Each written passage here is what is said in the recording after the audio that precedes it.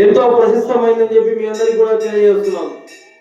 ఈ కాటమరాజు ఆలయానికి వచ్చినటువంటి భక్తులు వివిధ ప్రాంతాల నుంచి వచ్చి స్వామివారికి వెండి గొడుగులు, వెండి కళ్ళు, వెండి మీసాలు, శటగోపురాలు, గొడుగులు, వెండి వస్తువులన్నీ కూడా బహుకరణ చేయడం అనేది వాళ్ళకు ఉన్నటువంటి మొక్కుల ఆధారంగా జరుగుతుందని కూడా ఈ సందర్భంగా మీకు తెలియజేస్తున్నాం.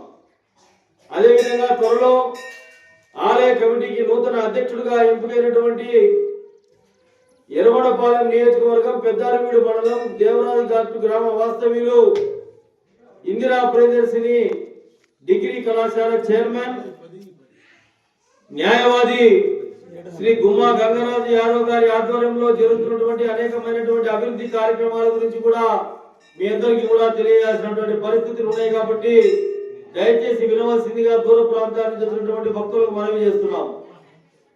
ఆలయ అభివృద్ధి కోసం అనేక ప్రాంతాలు సందర్శించి కాటమరాజు గంగాభవాని వంటి దేవుల యొక్క ప్రశస్తము, యాదవుల ఏకైక గుడి, యాదవులు యాదవేతరులు అనేక మంది వస్తున్నటువంటి దర్శనం చేసుకుంటున్నటువంటి లబ్ధి పొందుతున్నటువంటి ఈ గుడిని